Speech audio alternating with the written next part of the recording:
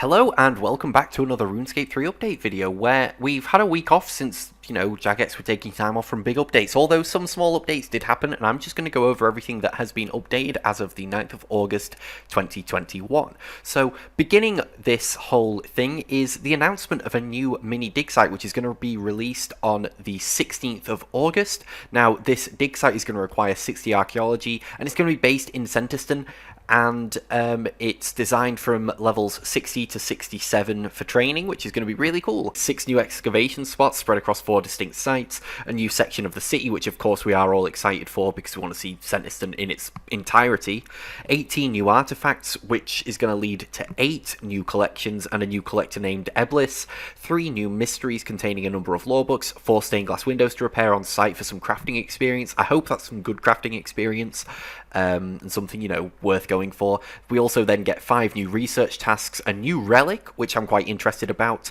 and loads of achievements. So the relic's going to be called, and again, I've tried to pronounce this before recording, so hopefully I'll get it right, Aurelius Mask, which will grant you all the benefits of the mobile perk, which is really cool actually, because I like the mobile perk, I just don't have it on enough things for it to be super useful. So basically, the mobile perk reduces the movement abilities like Surge and the range, whatever that's called, by 50%, like the cooldown of them, so you can use them twice as much. So it's a really cool perk. It's one that I used a lot when I was doing agility at Anachronia because I didn't have my double surge at the time.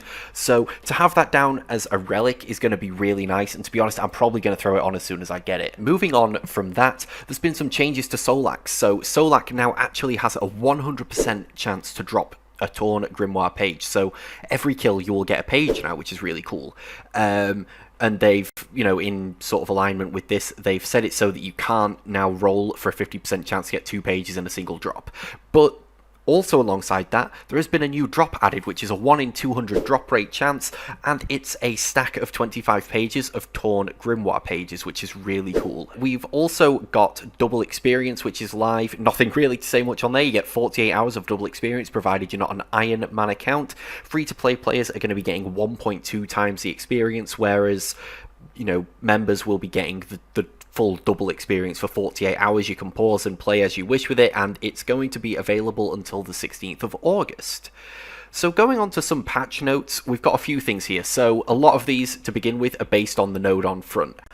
So the base drop rate of Neresa's journal has been increased. Now, I don't believe this means that the cap of 1600 kills being a guaranteed drop has been decreased. I think it's just more likely that you'll get a drop before then. So yeah, increasing that drop rate is going to help people who are wanting to go for the Master Quest cape, since getting Neresa's journal is a requirement for that. Also, the dyed versions of the Fractured Staff of Armadillo are no longer tradable. The Pontifex Shadow Ring can be reclaimed from Azanadra. There's some things like attack options hidden on Kerapak when he's dead, adding a 1.2 second anti-spam to the warp time ability because people are spam clicking and accelerating it. Some of the cooldown indicators have been made sort of more opaque in the Nodon front so that it's easier to see. Clue scrolls are dropping with the rest of the loot piles when Kerapak dies rather than just being in random areas. As well, it says here that if players attempt to stand beneath Kerapak during the shatter mechanic, the time thread tear will now pick a random direction to fire instead of not firing at all. So those of you who have been taking advantage of that, maybe it's time to start getting used to these mechanics rather than just finding little ways of avoiding them. So yeah, there's been a check to Kerapak's magic attack to stop him dealing damage when he's in the process of dying. The Staff of Armadillo special attack is now affected by Altar of War's cooldown reset. The Greater Concentrated Blast ability no longer shows the player held in place if they attempt to move, so that's an animation issue that's been fixed. The sort of people in the instance have been capped correctly. Poison no longer bypasses damage caps when Kerapak transitions through phases, and the dyed Fracture Staff of Armadillo will now retain its dye when transitioning to certain states. That would be horrible if you had a blood-dyed Staff of Armadillo and it went from one state to the other and you lost the dye. My goodness, that's rough. As well, with the Nodon in particular, there's been loads of issues I've seen on Twitter regarding the drops sort of, appearing not only just under the siege engines, but like all over the place. So I believe the drops in general have been fixed so they don't just spawn randomly. The Iron Men I've not actually killed these on my account, so I've not experienced this, but apparently Iron Man weren't getting awarded drops and progress on Slayer tasks when using the siege engines against the Nodon, which is pretty crazy, but that's been fixed as well. The warp time ability in the Karapak fight is no longer re-triggering upon leaving the instance, and the extra damage from the dwarf multi-cannon upgrade kits will only be applied after upgrade has been unlocked. And then the final 4 is that Karapak will now attack straight away after transitioning into phase 4 on hard mode, which means that if you were taking the time to sort of, just rest for a few seconds, you're not going to get that anymore. Karapak can't be damaged during phase transitions anymore, which I found really interesting. Staff of Armadil's special attack no longer gives extra spell casts via non-ability based critical hits, and Iron Men will now reliably receive loot and experience from Karapak. So moving on from the path stuff, which isn't really worth talking about because there's so many small fixes I'm just going to be blabbing on, there's been some environment improvements. So the first one is that some new lighting has been added to the Sithareed Abbey's cellar. I hope I've pronounced that right, I probably haven't. Some of the rocks and pillars in Ledger have been made more solid and can't be walked through. A ladder tile in the outpost north of West Ardy is no longer visually blocked, sorry. Again, I'm going to show as many of these as I can, although I'm not sure how to really show that now. A section of the fence in East Varrock has been updated to match other fences.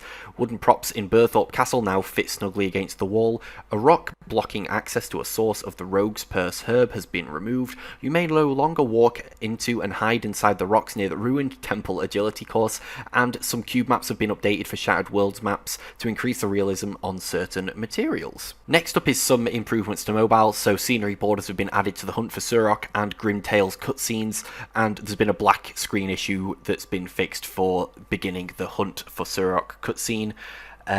Then some further improvements are that when you withdraw materials from a metal bank in the Wildy, you now get a trigger warning informing that you won't be able to deposit them again during combat in the wilderness. There's a left click option in the lighthouse to fix the light during horror from the deep. Text in the pet's wardrobe interface has been made brighter and easier to read, and the beach has been packed away. That was one thing that I was going to mention. The beach is gone now, so no more hole for another year. I'm guessing they'll bring back the hole again because that was just everyone's big favourite thing. And then just some sort of smaller fixes going on, so fix a typo associated with the Traherne pickaxe override, reverted some chat message spacing changes. Stephanie the Seagull pet's icon in the player-owned house menagerie now portrays her instead of a yak. The use all function now works consistently across experience items in free-to-play. You must now bow to Yuri in order to speak to him when completing medium clue scrolls. That kind of sucks, I don't like that. That's... yeah. Oh well, I mean, they're fixing it, so I guess that's right. But pets unchecked outside the player-owned house are now properly removed from the menagerie. Pets added to the menagerie from the backpack are now properly stored and displayed in the player-owned house after leaving and re-entering it. The full Slayer helmet's wear and activate options now work correctly. When hatching multiple eggs, you will now collect the correct hatchlings from each incubator. Dr. Nabanik's I want to talk about mysteries dialogue option now works correctly. In progress, urns can no longer be stored in invention machine inventories, which I never heard of that, so that's kind of interesting. But yeah, you can't do that anymore if you're storing your urns that you've got progress in. The Make X interface for fletching ogre bows now states that Grish the Shaman must teach you how to make one. An info option has been added to close doors in Dungeoneering. When used, you'll receive a message with the type of key your party needs to progress further into the dungeon and whether you already have the key required. That's really cool. Portents of Restoration are now correctly consumed when players' HP drops below 50% after standing on the Grave Creeper's poison pools. Characters and objects will no longer float in the deep sea fishing hub. Presumably this does not affect the fish. The correct player will now receive experience when assisting in the creation of primal extract.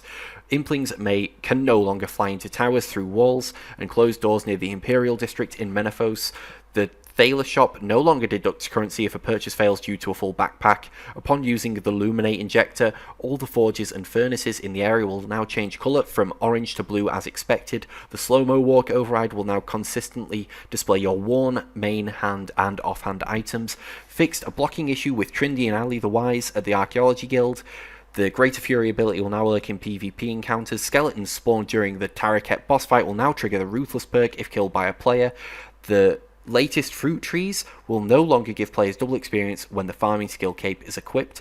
Using the Reaper portal while on a Kerapac task will now correctly teleport players to the Colosseum gateway, and melee area of effect abilities will now correctly hit NPCs larger than 5x5 squares when attacking them away from the southwestern corner of the NPC's hitbox. That was hell of a lot of reading. A lot of that might not impact you, but I thought there was a lot there that was more based around the general game. So I figured I'd just, explain it all to you. There's not much to show, but anything I could show I did. Upcoming live streams.